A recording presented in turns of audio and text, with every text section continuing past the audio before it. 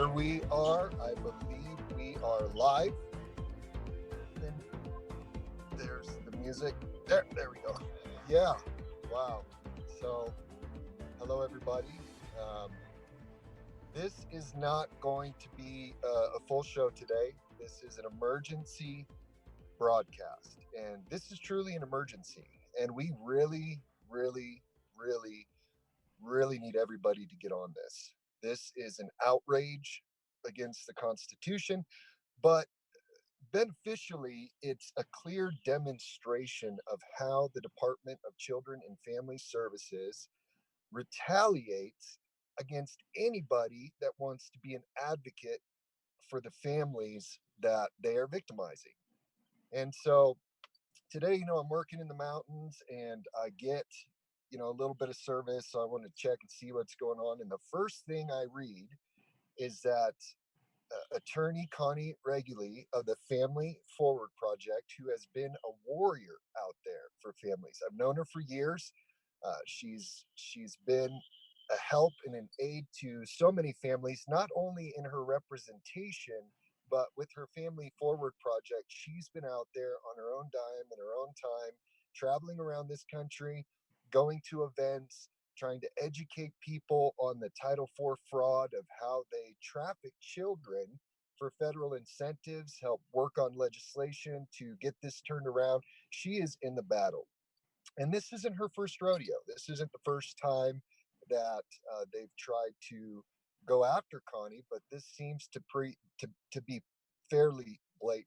And so on one hand, it's a blessing because we're getting an opportunity for people to see why it's so hard for attorneys to get engaged in this process, because it puts them in jeopardy. And so what we're going to need from you, we're going to bring Connie on here in just a second, and we need you guys to share this video. Okay, we're going to share a YouTube link when this is done, and you can send this to local Tennessee media. You can send this to representatives, because tomorrow, I believe at 10 a.m., Connie has to turn herself in to the police department to be arrested. But you don't want to hear from me. You want to hear from Connie. So let's bring Connie on right now, and let's hear from her. How are you doing today, Connie? Hey, hello. Well, I was just trying to tag a few people and put it on a few timelines so we could snatch some people in here really quick. And thank you for taking some time out of your day and just jumping on this. I really, really appreciate it. And, I don't know whether to feel more like Roger Stone or, whatever, right? So at least they didn't like surround my house at 6 o'clock in the morning. And I will say I got a very kind phone call, as much as it could be kind, that said, well, we did have an open investigation, so we have some warrants now for your arrest and wanted to find out about you turning yourself in so we don't have to storm your office and your home. So I do have to say that at least I got a phone call, which I appreciate. And I will tell them that I appreciate that in the morning. So I'm going tomorrow morning at 11 o'clock to turn myself in. Now, I want you to understand, y'all folks, I've never broken the law. I have never been arrested for nothing. I'm 67 years old. I mean, never had a DUI, never had anything criminal, never had a single criminal charge. And here we are because I tried to get a parent due process, which means notice and opportunity to be heard. I am now going to be criminally charged for that. And that's really what this amounts to. So let's back it up just a little bit, because this may be the first time people are hearing about this type of behavior from these agencies. And yeah, we appreciate that they gave you a kind phone call. I'm sure after this interview, they might not be as generous in the future, but we're going to try to stop them from ever doing this again. But why don't you tell people a little bit about what you do and your activism, and then let's jump right in it and let's talk about those charges. Yeah, thanks. Well, for people who haven't seen me, it's Connie Reguli. I think you've got it posted up there, my name. You can go to YouTube and type in Connie Reguli, and you're going to get a whole line of videos that shows me doing events in different states. It's going to show me in DC. It's going to show me interviewing other people. It's going to show local newscasts and it's going to show me at government public forums. Just in February this year, I went and I spoke to our committee, our House committee which is supposed to be the oversight committee of Department of Children's Services. I spoke to them. I went and I met with every member of that committee personally. I met with a dozen other people. I told them that this system is so broken and that parents' rights are being violated, that nobody will stand up for them. There's no oversight. There's nobody looking over their shoulder. I've been an attorney for 25 years. I know the law. I know what constitutional rights are for parents. And I have been a thorn in their side. And now this particular case that they are using is one in which they got an ex parte order. And, we'll talk more about that as we talk about the charges. But, they use and abuse ex parte process, which means no hearing. They're going to take your kids, no hearing. And so if you can, tell us a little bit about the case that they're angry about and the outcome and what you think led to them trying to come after you criminally. Right. So I represent a mom in DeKalb County, which is about an hour and a half away from where I live. It's out in the country. It's a smaller county. And I've known her for quite a few years. She's been harassed by the Department of Children's Services many, many times. They've gone to school, pulled her kids out of class, harassed her. In 2015, when they came after her, I represented her in court. And they dismissed the case with an email. I mean, once I got in the case and I said they were violating the Constitution and I was drilling them down to give me records and set the case for hearing, they sent me an email and said the case was dismissed. So fast forward then to 2017, she starts getting harassed again. This time, I call the DCS worker up on the phone and I record it. This is what pissed them off, though, in this case. I recorded it and I said, Dee Miller, that's her name, Deandra Miller. I says, I want you to know I represent this mom and you are not to call her again. You are to call me. And she goes, I don't think I can talk to you. And she hung up on me. I posted that recording on our Facebook group, Family Forward Project. I put it up there that this is what it's like to talk to a DCS worker when you have counsel. And so then in the summer of 2018, there had been a referral on her again. I called the caseworker again. This time she doesn't even take my call, but I left a message and I said that there is, I understand you're doing an investigation. I left some kind of message, which I also recorded and preserved, that I understand you're doing an investigation. You need to call me so we can set up a meeting, we can set up a time. The policies of DCS in this state is you are to try to prevent removal by having a meeting with the parent and see if you can create a safety plan. And that is what I intended to do. Let's have a meeting, let's get together, let's try to sort out what's going on. I reached out to them. There is no dispute about that. They ultimately admitted that. I reached out to them. She had a meeting, she had talked to a detective. I called the detective. And I say, don't talk to my client again without me present. And he said, okay. And I said, is there any emergency that I need to know about? This is on a Friday, August the 10th of 2018. I said, is there any emergency situation I need to know about? And he said, no. On Monday morning, I start calling the clerk's office, say, is there anything filed against my client? Is there anything I need to know? Oh no, oh no, oh no, oh no. We know what case you're talking about. No, there's not. Finally, I make one last phone call. I can't remember actually if I ended up calling late Monday afternoon or early Tuesday morning. I would have to go look at those records again. But I make one more phone call and they say, yeah, they came in and filed something they filed it at 3:43 p.m. on Monday.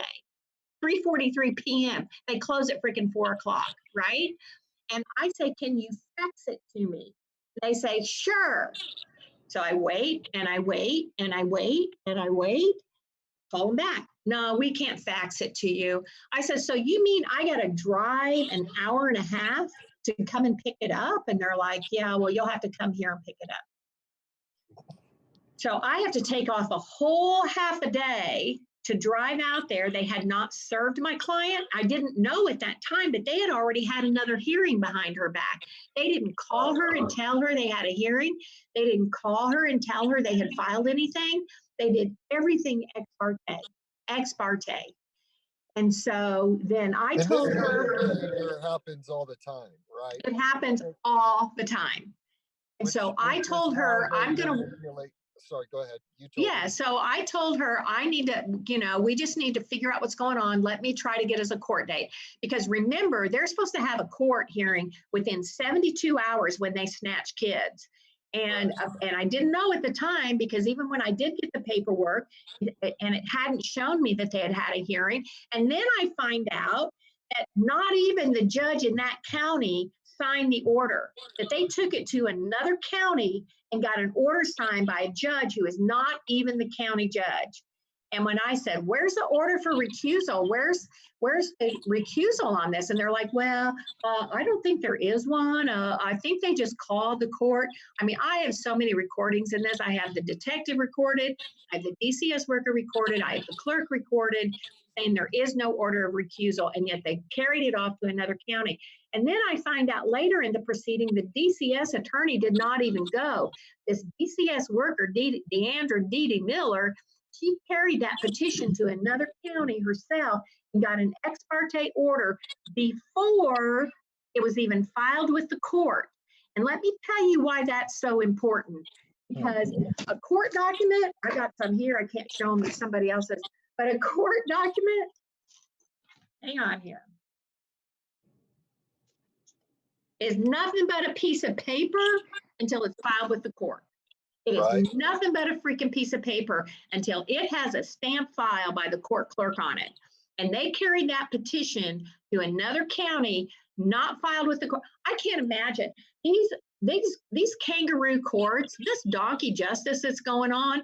There is not another type of litigation that goes through this. If I have a contract case and I want to go get a restraining order against somebody or some other business, I have to file the document with the court, and then it goes to the judge, and then the judge makes a decision.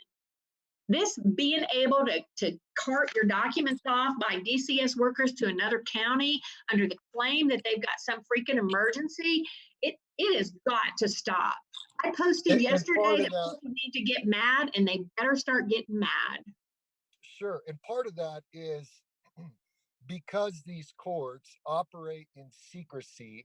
And this is where we as Americans need to be careful about the power we give to these court systems. They do it under the guise of protecting children. But, have you seen these courts abuse this power besides the ex parte activity that they're doing, but in terms of just hiding their criminal behavior? Do you see that these secrecy laws are being utilized to manipulate the legal process? Absolutely. It's due process. I mean, it is notice and the opportunity to be heard. It is a constitutional right to be able to parent your children and to do so in a safe and secure home without the interference with the government. And they abuse the ex parte process all the time, over and over. And they're walking in. I mean, I had somebody else walk into my office today from Sevierville. They drove all the way 3.5 hours away to come over here and show me the ex parte that had been taken and where they removed their child with an ex parte order on the concern that she might not be getting the right type of treatment, on the concern. I mean, wow. People have got to wrap their head around this. It is money driven. It is a bureaucracy that is feasting on our children. It is feasting on our kids. And we have got to put our foot down, and we've got to go after them. And so just for people that aren't, legal experts, and tell me if I'm right in understanding this. I've done a little bit of pro se work, but basically, if I'm going to communicate with the court or file a motion, there has to be some mutual interaction between me and the defendants and their representative. I just can't march in and talk to the judge by myself.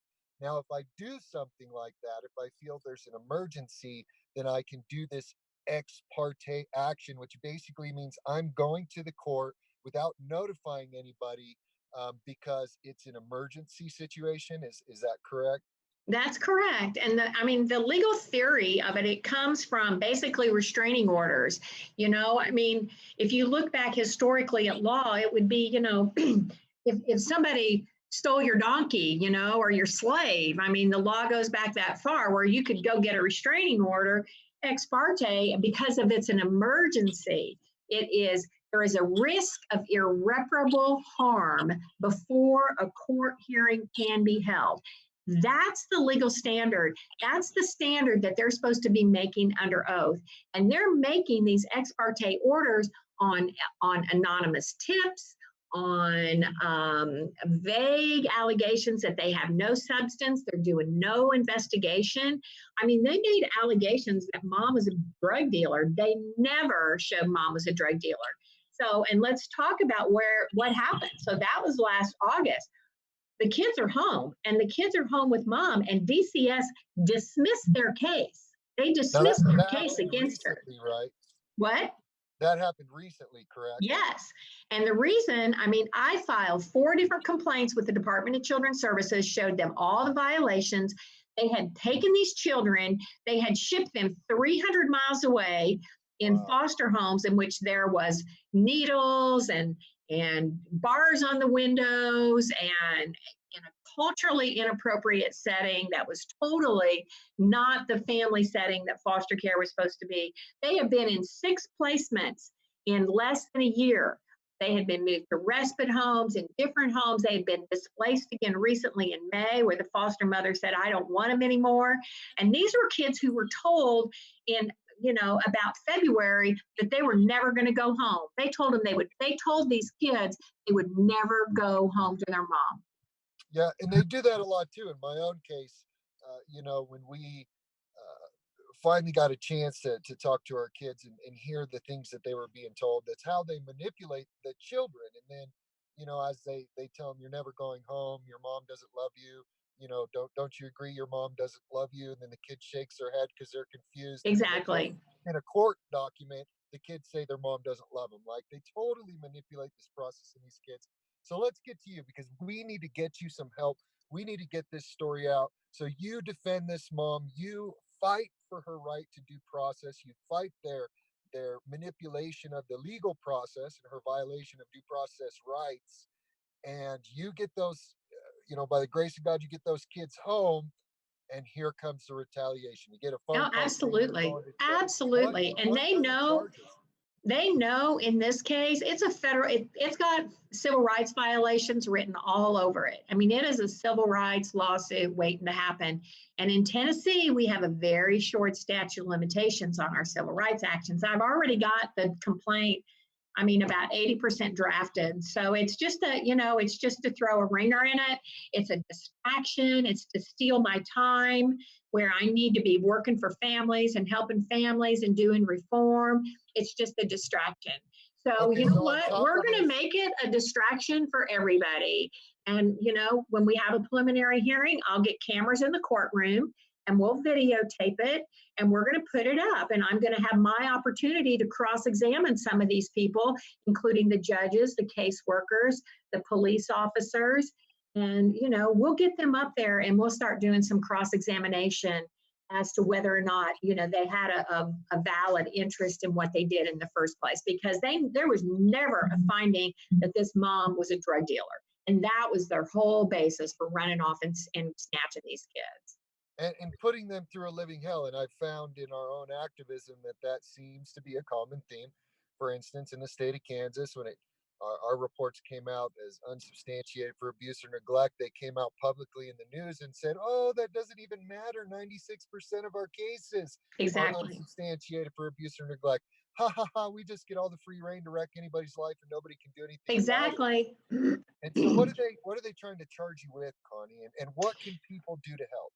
Okay, so as I said, I had a very nice police officer call me today, and I don't know all of it because I don't have them in front of me. My understanding is they're also charging mom, so I've got to get mom to drive all the way over here from DeKalb. Now her case is dismissed. Remember, her case is dismissed, and I've got to get her to drive all the way over here from DeKalb County because I told her I wanted to take her with me so that they didn't try to go arrest her in DeKalb County, and she'll have to go with me. And then they're charging her with custodial interference, and they're going to charge me with facilitating a crime, accessory to a crime. I mean, Custodial interference when she has the kids back in her custody, and now all of a sudden they've decided her fighting for her rights is custodial interference. Yes. Yes. Wow. Wow. Yeah. Wow. I just really, really, really encourage people to hear this. This is reality. And this is why I have seen it's hard to get people, politicians, attorneys, professionals engaged in fighting this trafficking, because when you win, this is what they do. Yeah, here's another reason they're mad at me. So I record everything. I have Olympus digital recorders that plug into your computer. I carry them with me all the time. I lay them down on the desk. There's no secret. Everybody knows it. When I go in a courtroom, I lay a recorder on the table. So when we had a hearing on February the 26th, I've got my recorders out on the table. We take a short break to do something. And I left my recorder on.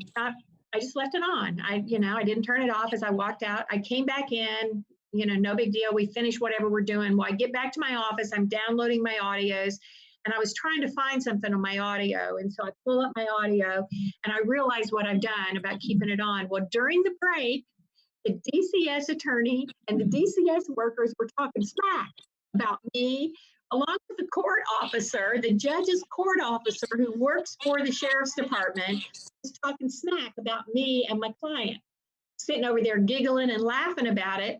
And I posted that as well. I put that on my SoundCloud. And, they are livid about that. They're absolutely livid that they're basically saying the barrier to reunification is Connie Reguli.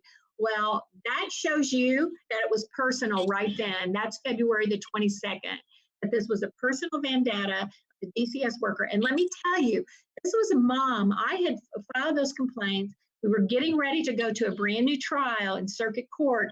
And the DCS worker on a phone call, mom went from supervised visitation to a phone call from the DCS attorney that said, okay, well, if we can just get mom's certificate, we'll send the kids home. I mean, I had those to her within 24 hours, and they had the kids home within 2 days. She went from supervised visitation and supervised phone calls to we're sending the kids home, case closed. So now what does that tell you about their case? Surely she wasn't too dangerous of a mom if they're closing her case and they're not even going to go knock on her door to see if the kids are okay. Now, do you think this attempt at charging her could be another way to get the kids back in their custody? Arrest mom and then say the kids are unsupervised and try to reopen the case? I'm going to swallow really hard because exactly that's the kind of thing they would try to do. That's exactly what they would try to do. Now we can go retaliate against mom. Again, now we can put these poor children through hell again. Of course they'll try.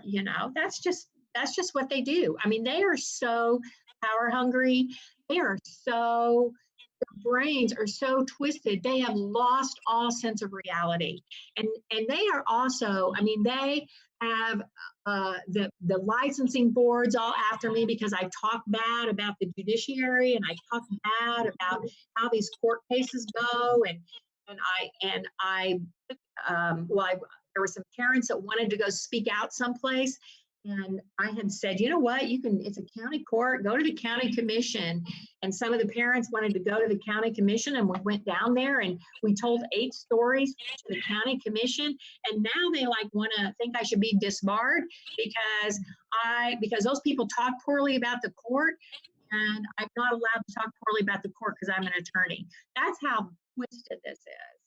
Wow. And so talking bad about the court means you're exposing the injustice, you're exposing the violations of due process, and it's just not acceptable for someone that's an attorney to expose their dirty secrets. It's really incredible. And again, I'm going to encourage people, share this video. We need to get this information out tomorrow at 11 o'clock. in Tennessee, this attorney that fights for families and helped get this mom's kids back that have been through hell, is going to jail. And so, what can people do to support you, Connie? What can they do to help this situation? Well, I am, I'm going to do the right thing. I'm going to turn myself in. They've already told me that they're going to ROR me, which, I can't be dangerous of a Which criminal if means what? release on recognizance. Okay, So, so on your own right, without having to post. Okay, right, so without a you're bond. real dangerous. Yeah, I'm real dangerous. So they've already, now who knows, they could trick me tomorrow and change their mind, but I mean, that's what I was told. So it's ROR. And so, but I have to go through the whole processing, it takes them 4 hours to do processing. They'll do my little mug shot, they'll put me on, they have like this paper now, right, where who's been arrested. So, I'll get my little photo in the local arrest, and I'm sure they'll they'll do some print about it because, people love me or hate me, and those that hate me want to run with it. So they'll be running with it. And I've already got a news station. They're going to wrap up a whole story about it regarding, they're going to try to get a little video coverage tomorrow. But, we need to show that, attorneys stick up for parents, and this is what happens to them. We just wanted due process. We just wanted a flipping hearing, and I'll tell you, years ago, I had a mom, she had a 9-month-old baby. They'd come after her. The baby had a little injury on his leg. And, I tried to, in that case, go to court and said, I want a hearing. You shouldn't be taking this baby on an ex parte order. And they said, you've got to turn the baby over before we give you a hearing. And that was a 9-month-old baby.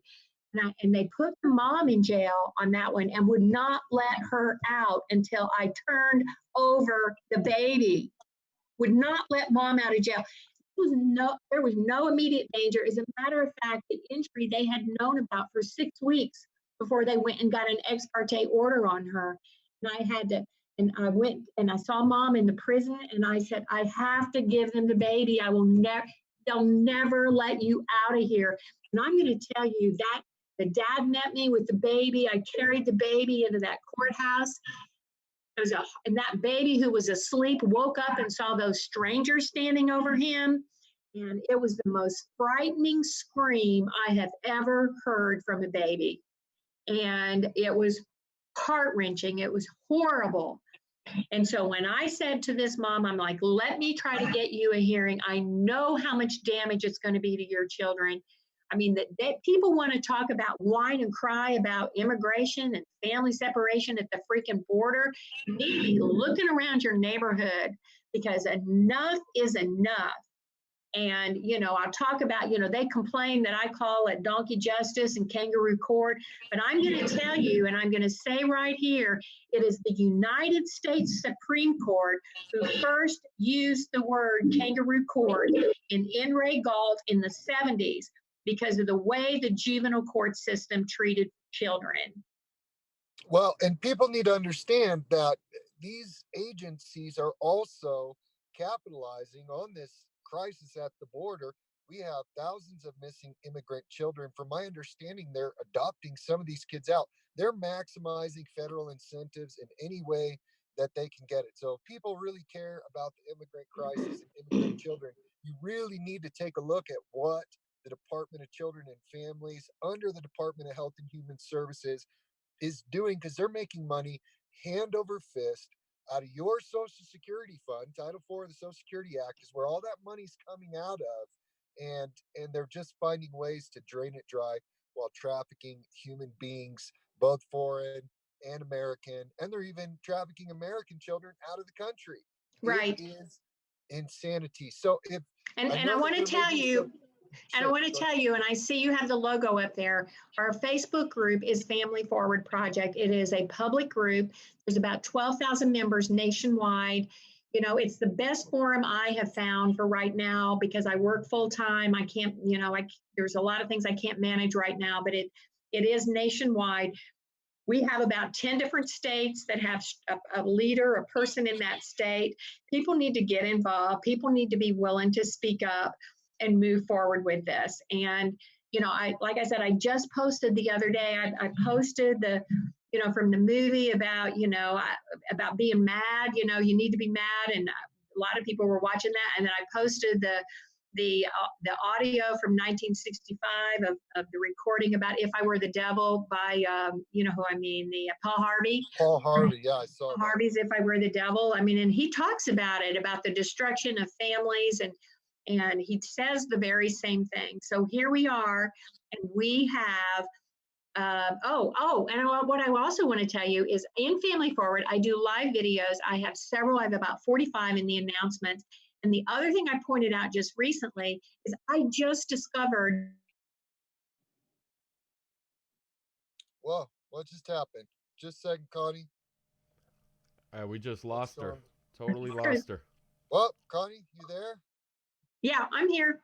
Wow, you just froze out. Okay. Oh, sorry. No, it wasn't you. It doesn't surprise me. I'm sure there's some attempts at interference. So you were finishing. You just were saying. Yeah, I just want to, because so many things I've exposed here. I exposed that Governor Haslam appointed his friend Jim Henry to be the head of DCS while he had a $50 million contract with DCS. It's recently exposed that Tennessee has shipped 135 children out of the country for adoption, out of the United States. They have stripped these children of their American right to be raised as an American citizen and shipped them overseas for adoption. I mean, what is going on is outrageous. It is very outrageous, Connie. Now, we're going to encourage people to, we're going to post a YouTube link. So this is live on Twitter, Facebook, and YouTube right now. Twitter, it's under Schwab Strong. We hold these truths under YouTube. Once we post the link for the YouTube, which will be done as soon as we finish this interview, we encourage people to send it to media representatives, send it to Tennessee representatives.